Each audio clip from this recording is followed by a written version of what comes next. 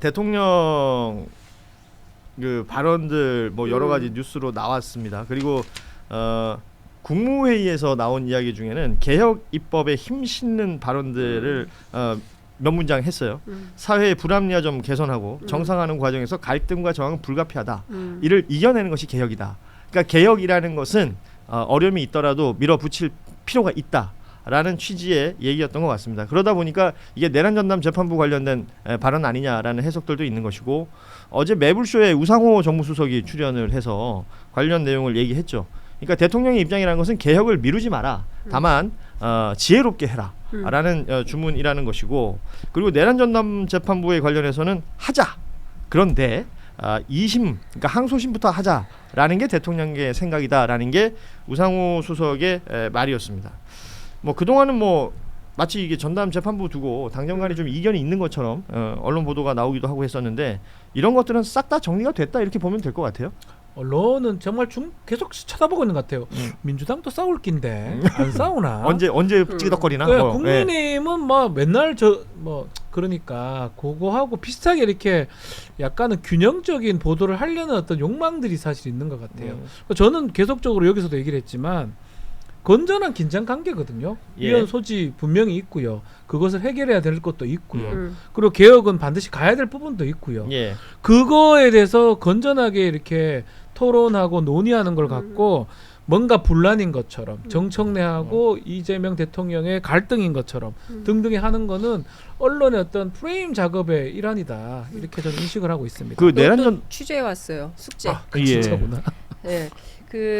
앞으로 숙제 하나씩만 줘요. 너무 숙제만 하시네. 아니 숙제가 뭐 한바닥 열몇 쪽을 숙제를 주셔가지고 그래서 그 2시간 반 비공개 회동이었고 배석자가 없었대요. 그래서 만찬 얘기하시는 거죠? 그렇죠. 만찬에서 정청래 대표하고 김병기 원내대표하고 또 저녁을 어제 같이 먹었기 때문에 하고 와서 끝난 다음에 어제 국회 필리버스터 뭐 등 상황 때문에 본회의가 밤 12시까지 있었거든요. 그래서 김병기 원내대표와 정청래 대표가 다시 본회의장으로 컴백을 한 거예요. 그래서 어떻게 됐어요 이렇게 막 물어봤을 거 아니에요. 근데 아무 얘기도 하지 않았다. 이 되게 의미심장한 얘기인데요.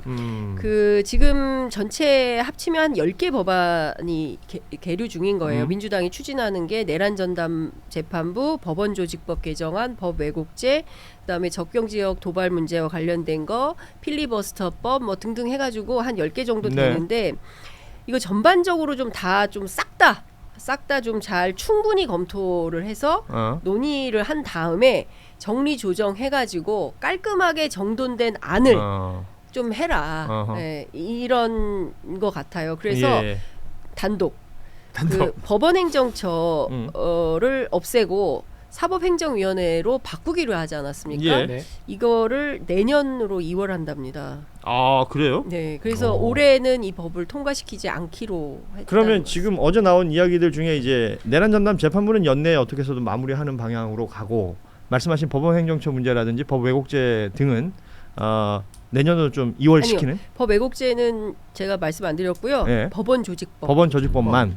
일단은 우리 장윤선 기자의 지금 단독이라고 하니까 지금 그러니까 그 얘기들을 다 종합해 보자면 내란 전담 재판부부터 이제 차근차근히 보자면, 그러니까 대통령의 의중이라고 우상호 수석이 전하는 것 중에 하나가 이제 항소심부터 하면 되는 것 아니냐라는 대통령의 의중이 있다는 건데, 내란 전담 재판부가 그 효능감, 실효성을 가지려면 항소심부터 진행되는 것에 대해서는 여기 법조인들 세 분이나 계시니까 어떻게들 평가하시는지요? 저는 뭐 기본적으로 직연 재판부, 이게 우리가 재판을 숙성이라고 표현하는 고기는 아니지만 재판을 새로 만약에 하게 된다 그러면 그만큼 증인 신문했던 것들 새로 듣는 어떤 효과들도 있어요. 그러니까 갱신하게 되면 그렇죠. 다 알려줘야 된다는 거죠. 직연이 못 믿을 사람이긴 해요.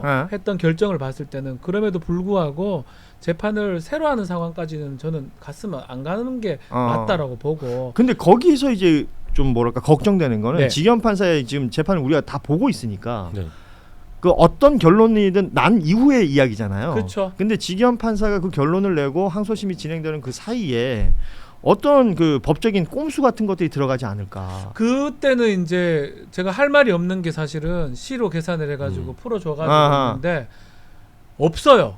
꼼수가.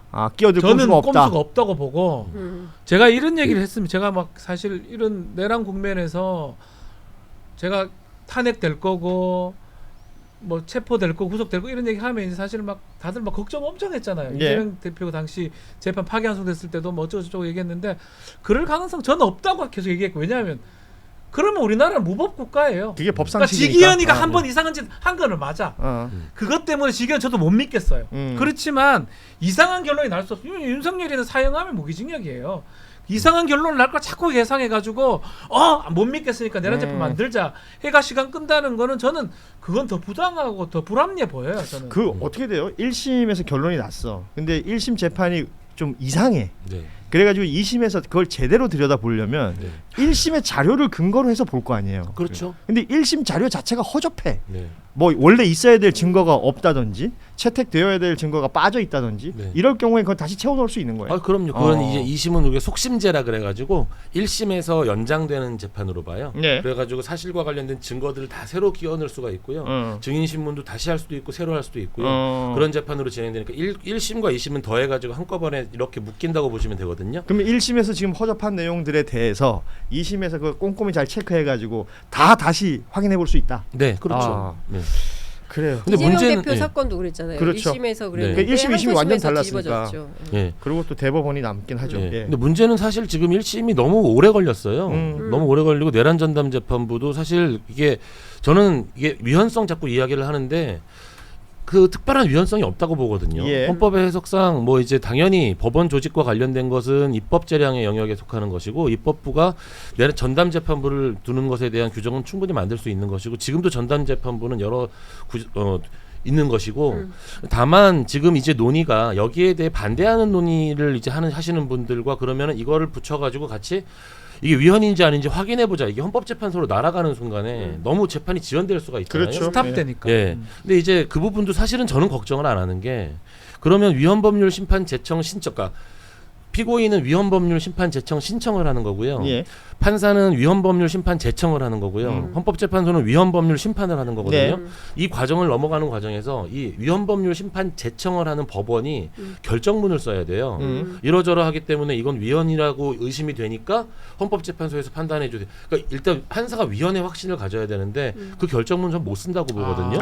해당 판사가. 네, 해당 예. 판사가 이게 직위원 판사건 어떤 판사건 이거 위헌 결정문 쓰는 거랑 비슷하게 그렇지. 써야 되는 거예요. 그러니까 직위원 판사 입장에서는 이건 진행하는 거하고는 다른 네네. 거니까. 그래서 그렇죠. 위헌 법률 심판 제청 신청은 이걸 제청 신청하는 순간에 다른 사건 번호가 부여가 되고 거기에 대한 인용 결정 또는 기각 결정 결정문이 나오게 됩니다. 예. 근데 그 인용 만약에 인용 결정문 나오게 되면 이건 사고예요, 제가 보니까. 그래서 사실은 지연과 관련된 것도 많이 걱정은 안 하는데 이게 논란이 너무 많은 상태에서 지연 문제와 관련돼서도 그러니까 깔끔하게 2심으로 넘어가면 되는 거고 지금은 이게 그 논란 자체가 저는 그 자체가 또 지연의 빌미가 된다. 그러면 차라리 네. 직위원 판사부터 빨리 끝내라. 네. 대충 하고 빨리 그냥 끝내라. 끝낼 겁니다. 제가 봤을 때는 네. 우리가 자꾸 걱정을 하고 막 온갖 걱정들 분명히 이해합니다. 직위원이 이상한 짓 했기 때문에 이해를 하지만 저는 다른 결론을 낼 수 없다고 봅니다. 오케이. 어떻게 다른 예. 결론이 납니까? 그래서? 알겠습니다. 그 우리 김정한 변호사가 저희 제작진들한테 나 이거 꼭 한번 다뤄야 되겠다라고 보내주신 내용이 네, 있다고 네. 해요.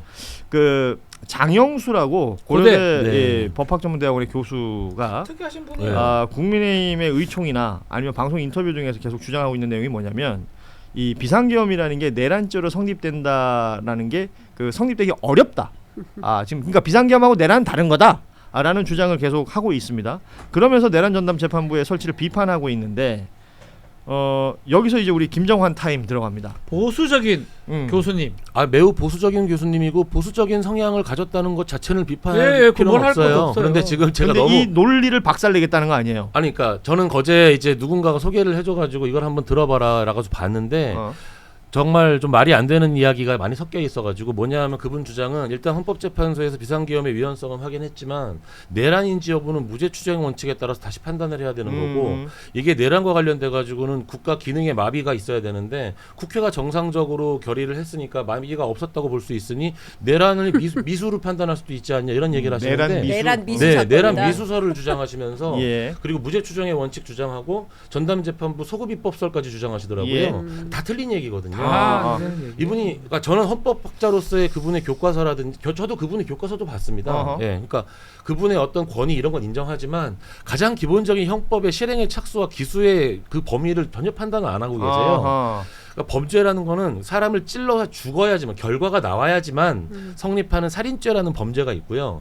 내란은 그 시도 자체만으로 이미 내란이 성립했다고 보는 범죄의 성격이 다른 거예요. 예. 그분은 마치 살인죄를 설명하듯이 사람을 죽이려고 갔지만 못 죽였으니까 미수 아니냐 설명을 하는데 결과범, 예, 위헌범, 즉시범, 상태범, 결과범 아무 개념을 전혀 모르시고 하시는 말씀이에요. 그러니까 몰라서 그런 얘기하는 거예요. 아는데 일부러 그러는 거예요. 장영수, 네. 김선택이 정반대입니다. 네. 오히려 또 같은 고대에 계신 김선택 교수님 우리 스승이세요, 김선택 네. 교수님. 정말로 열심히 그 지금 내란의 위헌성 그 내란과 관련된 걸 하고 계신데 그리고 그게 제가 보니까 어떤 그 정치 세력에 대한 선동의 역할을 하거든요. 그렇죠. 그분의 가진 권위가 문제예요, 있으니까. 권위가. 그러니까 예. 그게 심각한 겁니다. 네, 네. 그 거리를 던져준다는 거 아니에요? 장영수 교수님 이제 뭐 전 잘 몰라요. 뭐 저는 뭐 네. 법학을 공부를 오래 하지 않았기 때문에 그분 누군지도 잘 모르는데 제가 보기에 그분은 학자가 아니라 약간 정치인이나 선동꾼이 아닌가 그냥 그 정도 수준인 것 지금의 같고 행동으로 봐서는 네, 말하는 거 들어보면 어떻게 그런 사람이 박사를 따고 교수를 하고 있지라는 그런 논리면은 뭐 저기 이완용도 친일파가 아니고요. 뭐 일제 시대도 합법이고 예. 그럼 나치도 전범이 아니죠. 그렇죠. 그렇게 연결되는 거죠. 결론을 내놓고 거기에 맞는 근거들을 법 근거를 지 마음대로 찾아가는 갖고 거지. 오는 사람이에요. 예. 헌법 교수고요. 유명한 사람입니다. 네. 근데 김선택 교수라고 이제 둘이가 쌍방 고려대학교 쌍방이 뭐예요? 교통사고입니까? 아니요. 아, 그게 쌍두마차. 쌍두마차. 근데 둘 다 어휘력은 좀 헌법, 딸려. 헌법이 확실히. 나이도 예. 비슷해. 예. 나이도 좀 비슷한 걸로 알고 있는데 네, 맞아요. 그 정반대이고 그냥 우리가 법조인들이 봤을 때는 장영수 교수라는 사람은 어떤 결론 국민의힘에 유리한 결론을 계속 내기 위해서 그런 근거를 헌법에 지가 알고 있는 근거를 갖고 오는 사람으로 보여요. 예. 상당히 안 좋은 사람이에요. 제가 봤을 때. 100번을 양보해가지고 미수설을 아까 주장한다고 그러셨는데 예. 네, 내란 우두머리 미수죄도 10년 이상의 징역입니다. 그러니까. 아니 내란의 미수죄가 적용이 될 수 있어요? 내란 음모죄도 처벌하잖아. 내란은 그러니까 그 얘기를 하는 거예요. 예비 음모도 선동 있는데 헌법사 그 학자 그게 어떻게 그 아니 그러니까 이 미수가- 장영수란 교수가 모를 리 없다 그 내용을. 그렇죠. 당연히 알죠. 그러나 예를 들어서 내가 저 지금 내란 우두머리라든지 저 내란 행위 자체를 좀 봐주기로 마음 먹고 나서 법전을 들여다보면 맞아요. 요렇게 말할 수 그것도 어거지. 있구나. 아닌데 제가- 아유 내가 너 보자 이거야. 네. 그러니까 네. 그분이 그런 얘기를 하시더라고요. 지금 재판에서 진행돼서 나오는 증거를 봐서 내란임을 다시 결정해야 되지 않냐 그러는데 이미 재판에서 나온 증거 다 빼고라도요. 질서 유지를 위해서 군인이 들어가면 그게 내란이에요. 군인이 그렇죠. 왜 군인이 국회에 왜 들어갔잖아. 질서 유지는 경찰이 하는 거예요. 아니 네. 곽종근 사령관. 곽종근 네. 사령관이 얘기했잖아요. 네.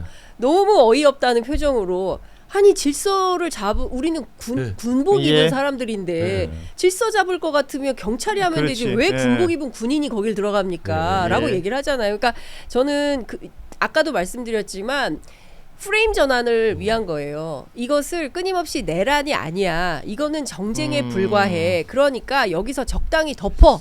이런 주장을 하고 싶은 겁니다. 그런데 이게 비단 보수 언론 그렇죠? 국민의힘뿐만이 아닌 거예요. 소위 얘기하는 대한민국의 법조 엘리트 사법 카르텔이 작동을 하니까 이 교수님이 이런 주장을 하는 겁니다. 아니 사실 그 지금 우리 장윤선 기자에게 전체적인 큰 틀을 얘기해 주셨는데 최근에 그 연예인들 관련된 기사들이 막 쏟아져 나오는 것들도 비슷한 의심을 하시는 분들이 많습니다. 지금 무언가를 덮고 싶은 게 있다.